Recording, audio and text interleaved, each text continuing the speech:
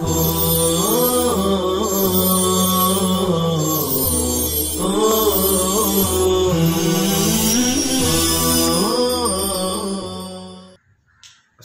علیکم ورحمۃ اللہ وبرکاتہ۔ بسم اللہ الرحمن الرحیم۔ عزیز طلبہ،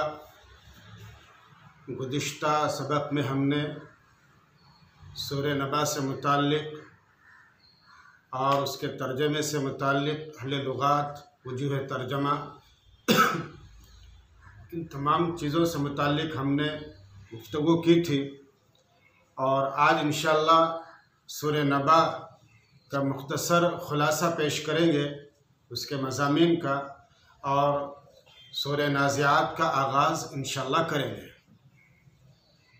عزیز بچوں، سورہ نبا ابتدائی مکی صورتوں میں سے ایک ہے، اور اس صورت میں پورا زور عقید آخرت پر، توحید و رسالت پر دیا گیا ہے۔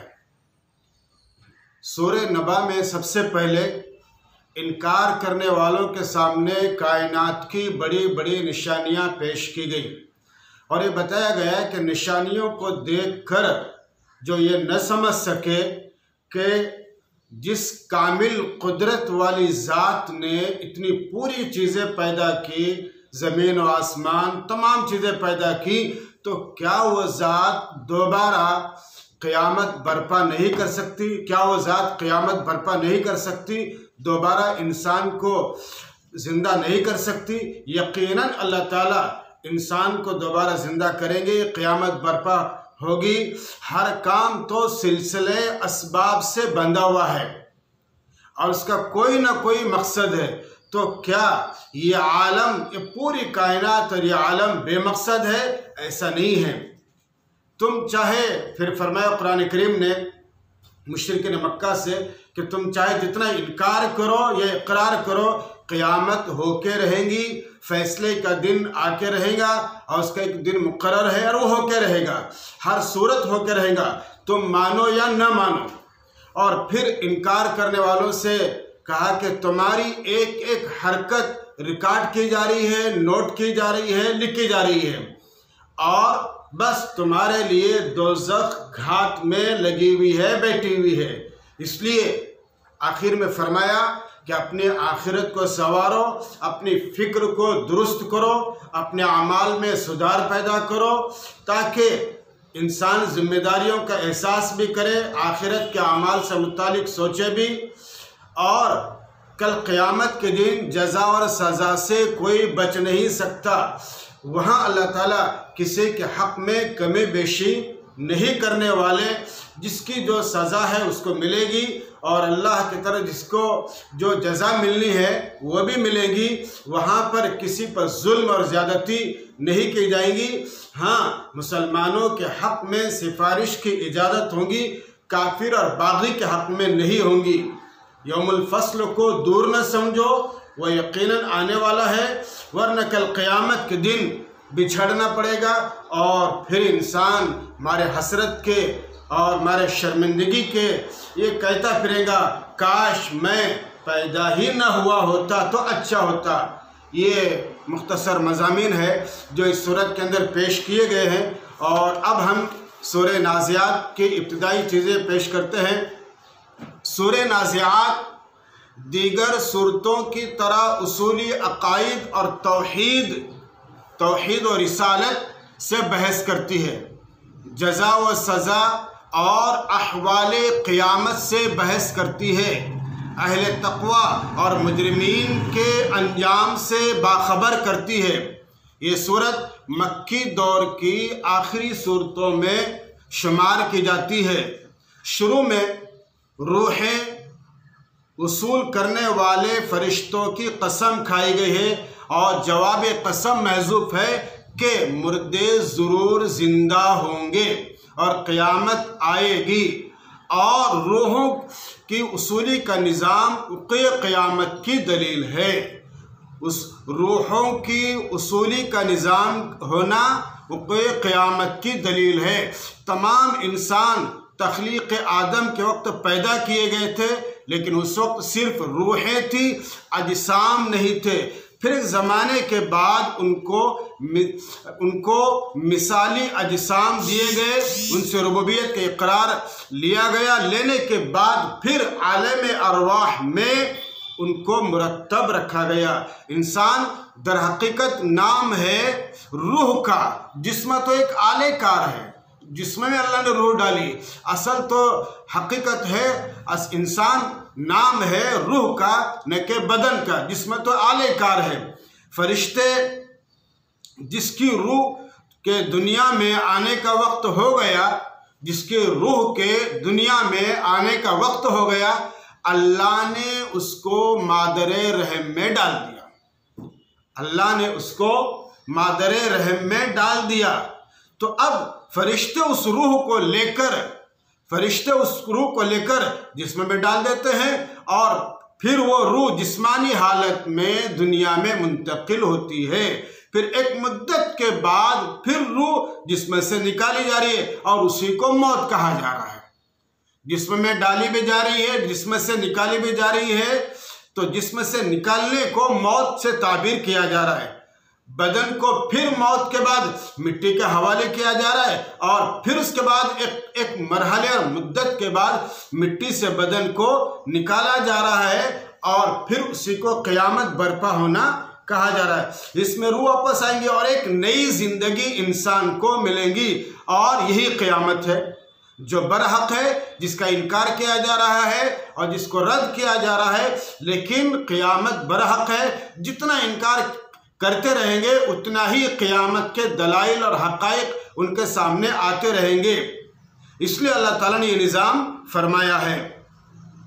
سورت کا آغاز ہوا فرشتوں کی قسم سے، جو نیک اور صالح بندوں کی روحوں کو انتہائی نرمی اور آسانی سے نکالیں گے، اور مجرمین کی روح کو شدت اور سختی سے نکالیں گے۔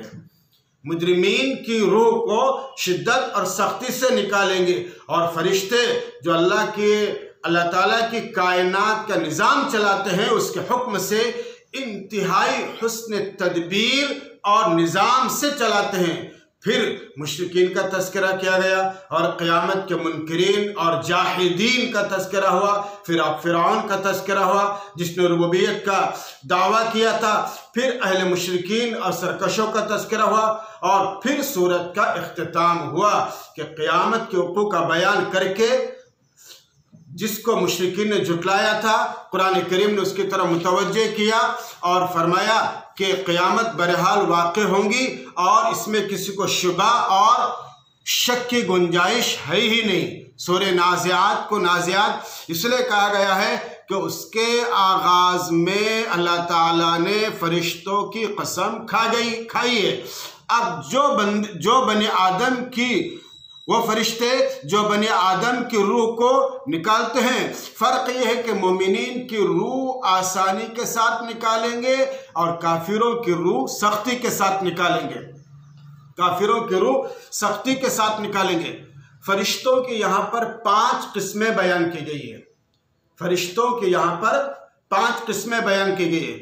ایک والنازعات غرقا میں وہ فرشتے جو کافروں کی روح کو کھینچ کر نکالتے ہیں۔ ہم انشاءاللہ جب ترجمہ کریں گے تو آپ کو بتلائیں گے، فی الحال ہم فرشتوں کی قسمیں آپ کو بتا رہے ہیں۔ پہلی قسم کیا بتائی اللہ تعالیٰ نے؟ ان فرشتوں کی جو کافروں کی روح کو سختی کے ساتھ نکالتے ہیں۔ اور دوسری قسم فرشتوں کی وہ فرشتے جو مسلمانوں کی روح کو بآسانی سے نکالتے ہیں، والناشطات نشطا، جو گرے کھولتے ہیں۔ جیسے شہید کی روح عام انسانوں کے مقابلے میں بہت آسانی سے نکالی جاتی ہے، جیسے ہلکی سی گرے ہوتی ہے اس کو کھولا جاتا ہے، روح نکل گئی۔ تو دوسری قسم فرشتوں کی کیا بتائی اللہ نے؟ والناشطات نشطا، وہ فرشتے جو مسلمانوں کی روح کو بآسانی نکالتے ہیں۔ ابھی ہم ترجمہ نہیں کریں، فرشتوں کی قسمیں بتا رہے ہیں۔ اور تیسرے فرشتوں کی قسمیں وہ ہیں جو تیرتے ہیں۔ تیرنے کا مطلب یہ ہے کہ جیسے تیرنے والے کو پانی میں تیرنے کے لیے کوئی رکاوٹ نہیں ہوتی، ایسے ہی فرشتوں کو اللہ کا حکم لے کر آنے میں کوئی تکلیف اور رکاوٹ نہیں ہوتی، وہ اللہ کے حکم سے پورے نظام کے ساتھ چلتے ہیں۔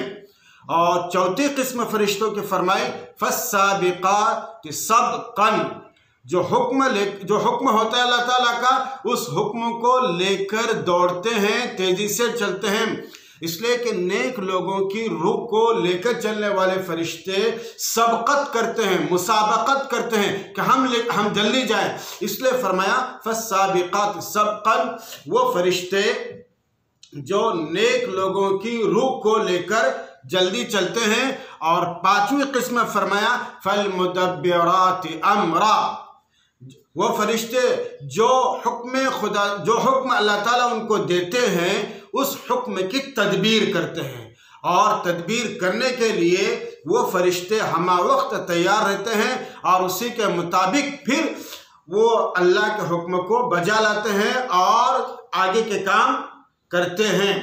یہ ہوا جناب من فرشتوں کی 5 قسمیں، جس کے اندر اللہ تعالیٰ نے ہر طرح کے فرشتوں کا بیان، جس کی جو ذمہ داری ڈیوٹی ہوتی ہے اس اعتبار سے بیان فرمایا۔ اور اب اس صورت میں جو مرکزی مضامین پیش کیے گئے ہیں تو دیکھیے، یوم ترجف الراجفہ سے فَإِنَّمَا هِيَ زَجْرَةٌ وَاحِدَةٌ تک، یوم ترجف الراجفہ سے فَإِنَّمَا هِيَ زَجْرَةٌ وَاحِدَةٌ تک قیامت کا منظر بتایا گیا ہے، وقوع قیامت کا منظر بتایا گیا ہے۔